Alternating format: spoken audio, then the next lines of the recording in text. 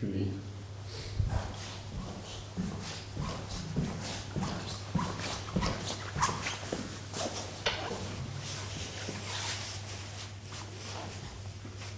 Bonsoir mes chers auditeurs.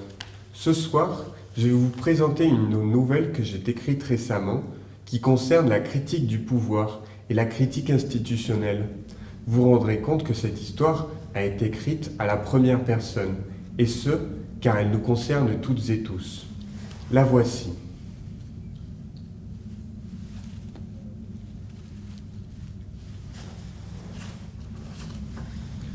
Je viens d'arriver devant un château avec des portes de marbre et d'or. En y pénétrant, je tombe directement en face du roi. Il me vit et de sa bouche fumante, il me dit « Pourquoi me déranger quand je discute avec mes dignitaires, ministres et parlementaires ?» Je regarde autour du roi.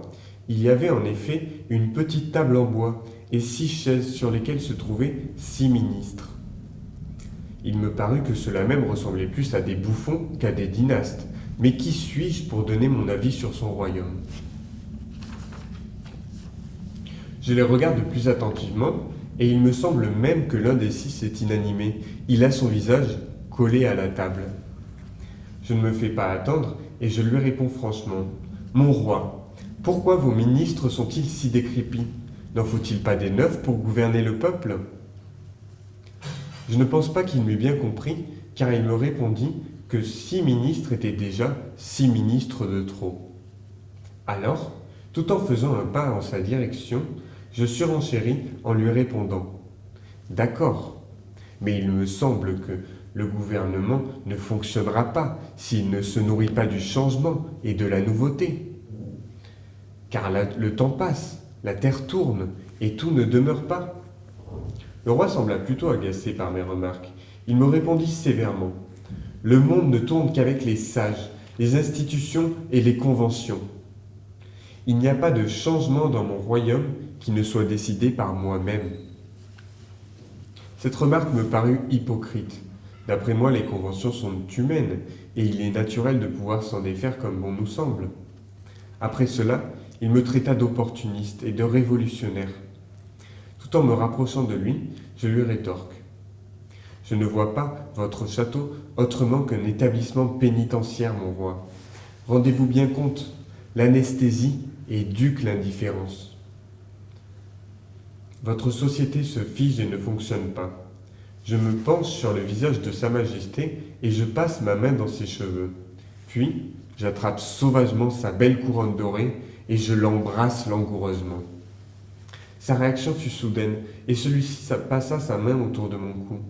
Il me tint un instant la gorge assez fort, si bien que j'eus du mal à continuer ma réponse. « Il est regrettable de constater que les investissements dans des projets d'infrastructure et de développement culturel soient souvent relégués au second plan. Le peuple nourrit une nécessité d'éveil spirituel qui est intrinsèque à toute société. » Le roi s'approche et m'embrasse à son tour. Constatant qu'un renflement pointe sous sa cape de velours brodé, je me colle à son corps, peut-être pour mieux saisir son point de vue sur les budgets de l'État.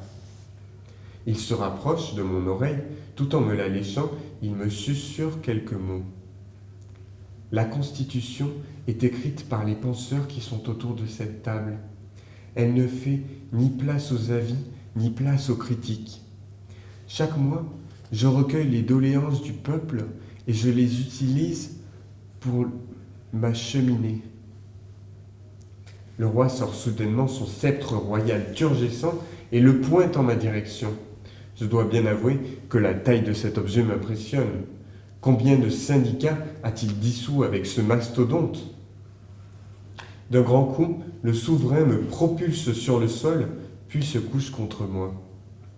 À côté, les ministres ne bougent pas. Je me demande comment le roi va m'enculer. À 4 pattes sur le sol, sur le trône, ou dans les oubliettes. Alors, je me mords la lèvre et je le regarde un instant. Puis je dis « Mon état-providence, que je t'aime, encule-moi maintenant !»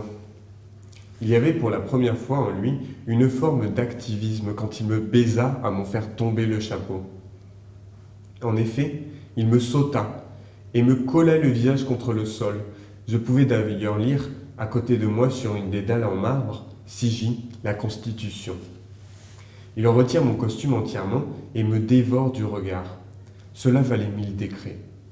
La politique stagnante d'un royaume en perdition, les faux progrès nécrophages de la nation, tout cela n'était pas le propos.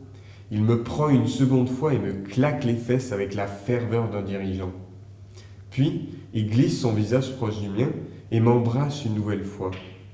À ce moment, je pensais pouvoir lui dire qu'il n'y avait pas de place pour un gouvernement d'apparat, qui ne se soucie que de son image.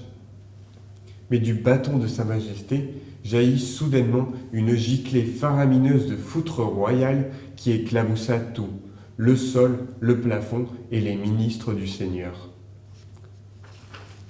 Cette éjaculation magistrale me propulsa à l'autre bout de la pièce comme un boulet de canon, puis mon corps tout entier fracassa la porte d'entrée dorée et je partis finalement comme une fusée dans le ciel et on ne me revit jamais. Fin. J'espère que cette histoire vous a intéressé et vous a occupé un moment et je vous souhaite à présent une très bonne soirée et peut-être à une prochaine fois.